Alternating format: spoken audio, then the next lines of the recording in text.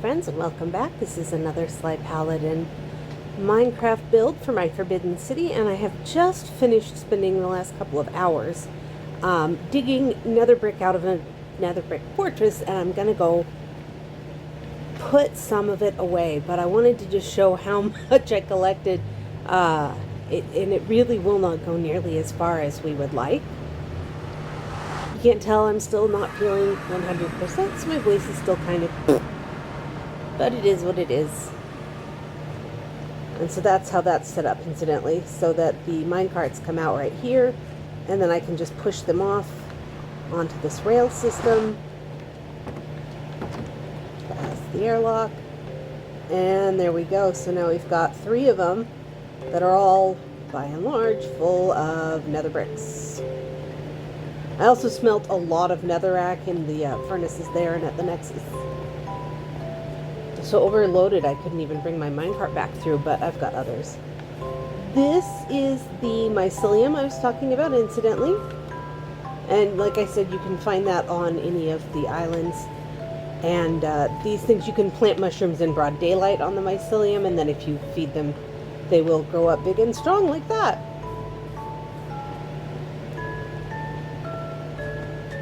So this is the primary function of this particular rail line, is specifically to bring material down from the nether, because, you know, we need a lot of nether brick. So this is the only one that isn't full of nether brick. But the other thing that's really snifty today is this walkway on this level is finished. Both that one and this one. Okay, there's one small patch of the upper one over there that I still need to fill in, but it's just, I've been lazy. So we're gonna run down this huge long way and place these bricks. And what I do to collect the bricks is I'll go down to the, so when you have the nether brick fortresses, they have the big tall pillars that they stand on, and so they're like bridges going across, but you can burrow down into the pillar and get a lot. I want them on this level first, because then I can't fall.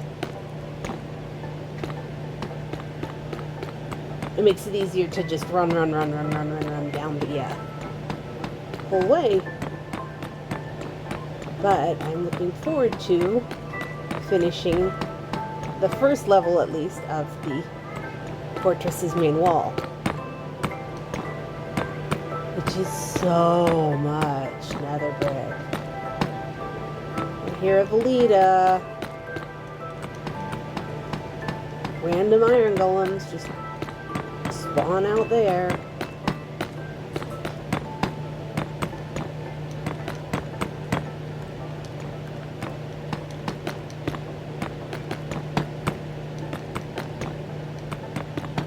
There's another one. That one's kind of in rough shape. I may have to go feed him. You can repair your iron golems by giving them iron.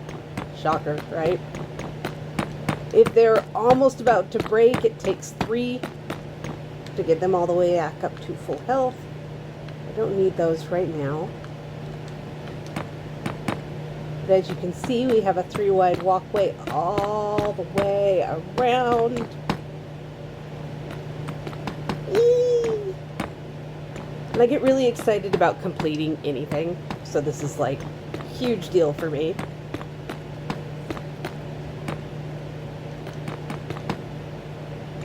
And see how close we're getting. Can we see the other side? Not quite. But on the map, we just hit about the 500. We're just about to hit 500, aren't we? You see my offhand map.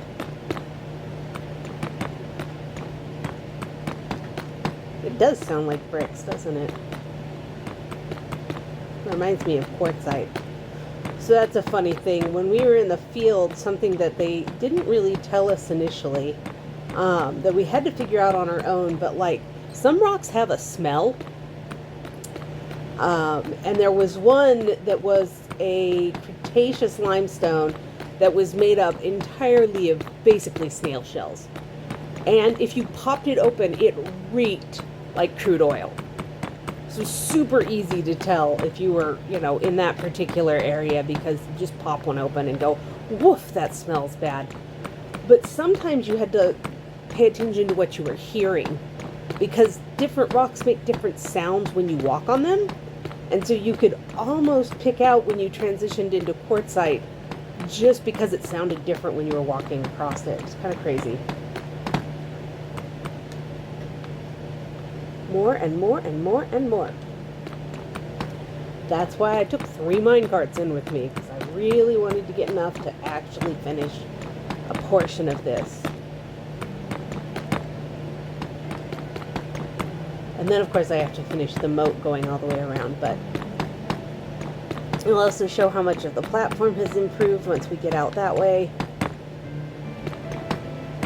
Because I've been working on digging out some sand and placing some platform, but, I've gotten tired of picking at the mountain as much right now, so. There it is. Alright, so at that level, nothing but a spider can get in, so I don't have to deal with as many mobs bugging me. And we'll go look at the other completed stuff while I put these down. Not quite. Get my cart before my horse. Horse over fence. That was another joke from high school. I'm not going to tell you how long ago that was.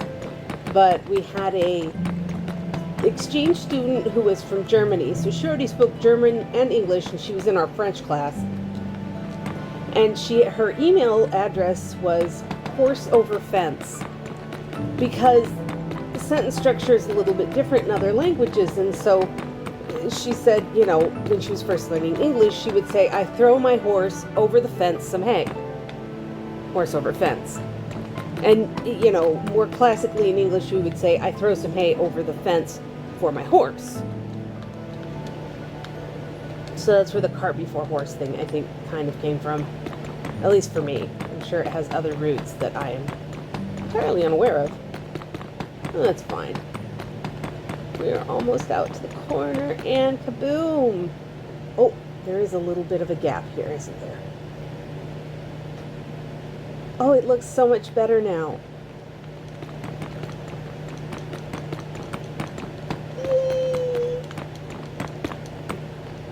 I'm just tickled.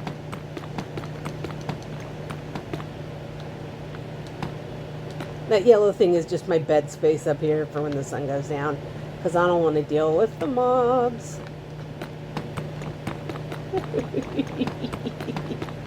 And you can see it's like this all the way across the back too. I've already done that. But this is what has expanded out here. That was a sound. But, you can see this platform is starting to spread from this side, headed that direction. I've still got mountains of sand. God help me. But that's why I had to go spelunking for diamonds recently, and I may put some of that in. I may actually do a different video about that, but I spent about 20 minutes digging in the deep dark and came away with literally a stack of emeralds. Not emeralds, diamonds. Emeralds are easy. And the big trick, punchline is, go down to negative 51 and start digging. Eventually you'll find them. And they come in clusters. It's great.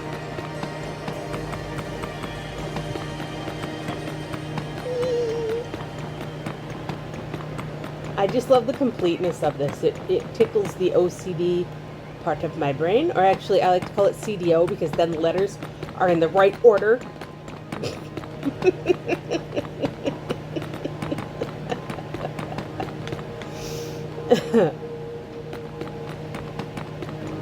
Borderline OCD is super common on the spectrum too.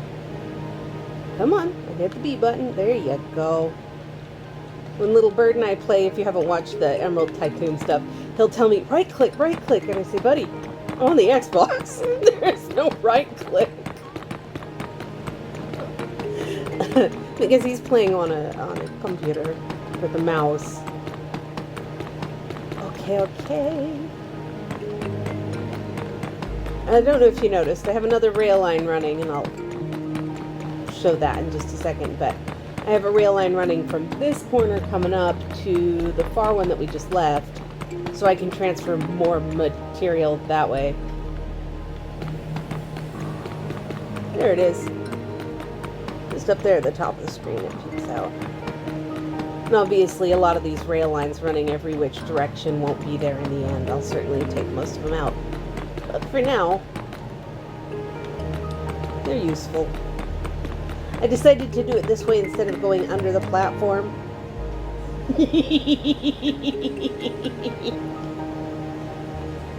How's that for it? Oh, I love it. Alright, so that's all I had for this little clip. Hopefully everybody else found it as delightfully satisfying as I did, and thanks for hanging with me. We are back in the overworld, and we're just going to place the last little stack of these, because I've already placed the rest of them, and then see the completeness of the wall I'm very, very excited about. And then we will go down and do some diamond hunting. Not that I'm particularly low on diamonds at the moment, but it just sounds like fun. And maybe, you know, you pick up some tips on how to hunt diamonds yourself to make your work a little more effective.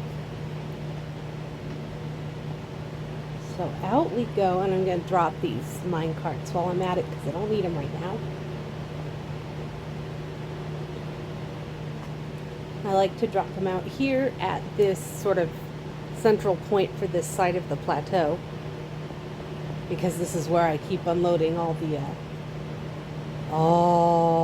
of the terracotta. There is so much terracotta. I'm gonna have space in there? Why not? Well, that can come out, and that can come out. I'll give you that. And that, look, it's a trade. Fun. And into the junk box. Okay. It's going to go over here and use it on this wall, which is coming along. And that's some of that eroded badland biome. You can see they tend to be these spines. And they're actually designed to imitate a place called Bryce National Park in Utah, which is, and the structure is referred to as a hoodoo. And they are really neat. And if you ever get a chance to go to Utah, Bryce is definitely worth a visit, although my favorite down there is Arches. And I really like Zion. The Emerald Pools hike is just gorgeous. I'm going to use these to do this part, I think. I love that brick sound. But since the last time we were here, I have put down almost all of these specifically to outline where the wall goes. Funny, but I've also completely enclosed almost the entire city in this particular wall. I'm just going to run for it. Actually, we will hop on the minecart tracks here and do it more quickly, because otherwise it gets boring. This morning there was frost on the car, and it was cold enough in here that I had two cats on top of me, and little Shadow, I say little, she's pretty big, was under the covers against my side. She does not like being cold at all. No.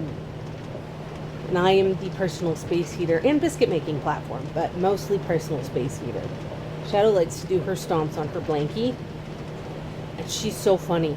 She's never quite sure if she or her mother are actually the mom. There you can see the wall coming around. And sometimes she tries to mother her mom, and sometimes she tries to get her mom to mother her. But when she's stomping on her blankie, which is a fuzzy blanket, she will nuzzle and get her little face down into this fur-feeling blanket while she's stomping and purring just as hard as she can. And she drools like insane amounts. So you can see again. And what's nice about this is, other than spiders, nothing can get in through here, and spiders have to actually get up there, and there's not a clear path to it. So it makes everything a lot more secure in here. And so Shadow is nuzzling and apparently trying to find the nipple, and just very frustrated because she can't. She drools all over the blanket and purrs and purrs and purrs. It's very sweet. But I had a friend come over one time, and this made me laugh so hard, because Shadow has never met a boy that was attacked. She had an uncle that was here for a little while, but he was neutered, and then he went on. But my friend was over and picked her up and goes, "Oh, she's about to have kittens." And I said, "That's physically impossible." You know, well, her tummy is really full and she's lactating. What? This little gremlin is a piglet, for starters. That's why her tummy is so full. But she was lactating, and I just couldn't stop laughing. But when we had, a couple of years ago, when we had the big collection of kittens, she had convinced one of them, I called her Skitter, and Skitter was cute and smart and had the thumbs, and I don't know how, so here's that wall. She had convinced Skitter that Shadow was Skitter's mom. And nothing anybody could say or do would convince Skitter otherwise, to the point that Skitter would nurse on Shadow. And I never thought she was getting anything out of it until my buddy said that, and we realized that the little gremlin has actually managed to make milk without ever being pregnant. It's crazy. She's such a little weirdo. Of course, she has the thumbs, because she's the polydactyl, which is I have to block that. It's kind of a shame that she doesn't get to have babies, because she would apparently be a really good mom. But the polydactyl thing is because of all of the inbreeding in the colony, and about half the kittens from that whole bunch came out with the thumbs. But hers, she looks like she has human hands. I will have to post a video or a clip of her at least, just to show it. But here is that wall, and my satisfaction level is through the roof. I'm so happy. I mean, I can still get mobs from inside in the places that aren't shaded or that aren't lit up. They are shaded, that's the problem. But I'm not going to have to worry about them coming in from the outside anymore. So I have a safe place to run all the way around, which clearly it takes forever, but you know. So yes, crazy kittes being crazy kittes. They always have to be right next to the warm thing, which is mom. Alright, let's go down, and my pickaxes are both in decent shape. I need to do, you know, some things to build them back up at some point in the near future, so probably I will take that nether quartz block stuff and break it with my fortune pickaxe, and then sell the quartz that comes out of it, which isn't terribly, you know, hard to do, and it'll build them back up just super duper quick. Because that's how I does. There's so many different ways you can build your tools back up, besides fighting monsters and digging out nether quartz or gold in the nether. You know, those gold nuggets will drop it. On the overworld, you've got coal, and you've got redstone, and you've got the lapis all drop it, which is 90% of the reason I dig those out sometimes. And of course, diamonds also drop it. And then you can smelt gold and iron ore, and that will produce it. Cooking food produces a little bit if you're cooking anything in the furnace. Even, you know, cobblestone will produce a little bit when you cook it in the furnace, but it's not particularly much. Smelt the cactus. But you can also get it from things like breeding cows. And when you do it in the number of cows that I do it in, it produces a lot of experience, because you've seen the cow farm over there, and right now it's pretty packed. Alright, so I have an entrance point into my cave system up here. We'll go in through this one. Here we go. This was going to be a place that I was trying, and I will note it did not work. What I was trying to do down here was collect zombie villagers and bring them in here and trap them in these jail cells that I have down here. And then I could treat them and turn them into villagers. I just thought that would be funny. But if you let them go out of your sight, they despawn. So I had like 20 minecarts, and I was loading them up in the minecarts and sending them down these rails that were supposed to bring them right into the cells, and none of them ever made it. So, all right, let's drop down. I might do a video about how I dig down without risking my neck, because it's actually pretty easy to just dig straight down without a big concern. And it's actually pretty easy to go up without huge concerns too. But as I probably mentioned previously, the ancient cities, which I think when I finish the Forbidden City, I'm going to do an ancient city reconstruction, because it's kind of one of my favorite things to do in this game, is to just go and rebuild these ancient cities. As you can see, I've been down here quite a bit, so I have passages going just everywhere. I'm just going to pick a random direction.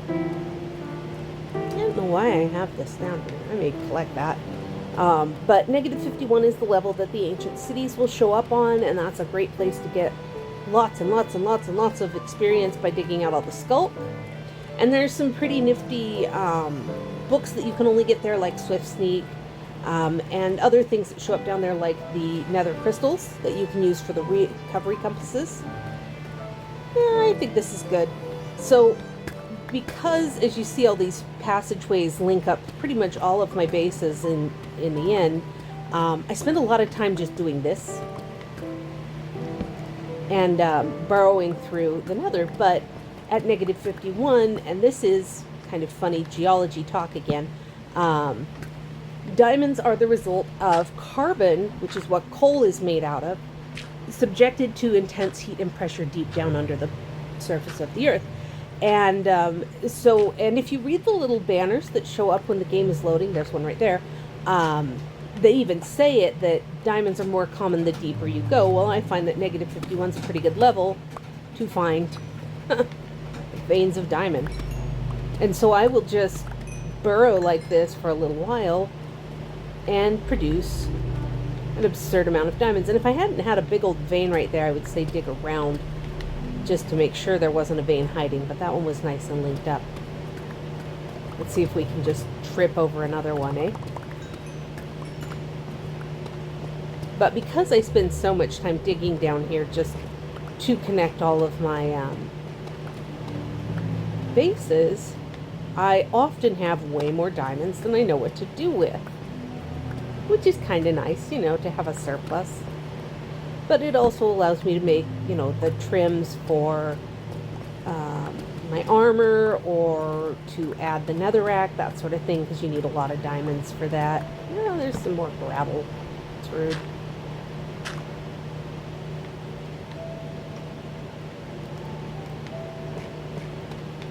So that's our thing for today. I think next time on Tuesday, because of course Saturday is going to be the last round of Let's Play for Emerald Tycoon with Little Bird.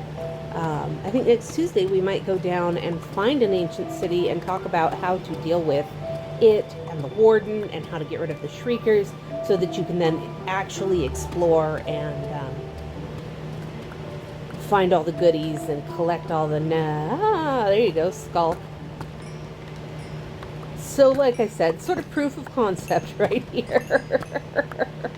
If you find just a singlet, a lot of times it's worth digging around, just like with the ancient debris, and you can end up finding, you know, veins, or at least a few extra hanging around down there.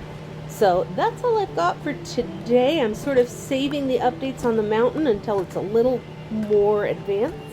But, you know, if you look at the map in my offhand, you can kind of see that there's going to be some big changes coming. And, of course, the other half loves to say it's going to go faster and faster the further you get, because you get kind of obsessed, but also because there's less and less surface area to work with. So I'm just slowly shaving it down, narrowing it down, you know, until it is completely gone, which is going to be really nifty. So, thanks for hanging with me. Hopefully that was at least elucidating, and I will see you in the next one.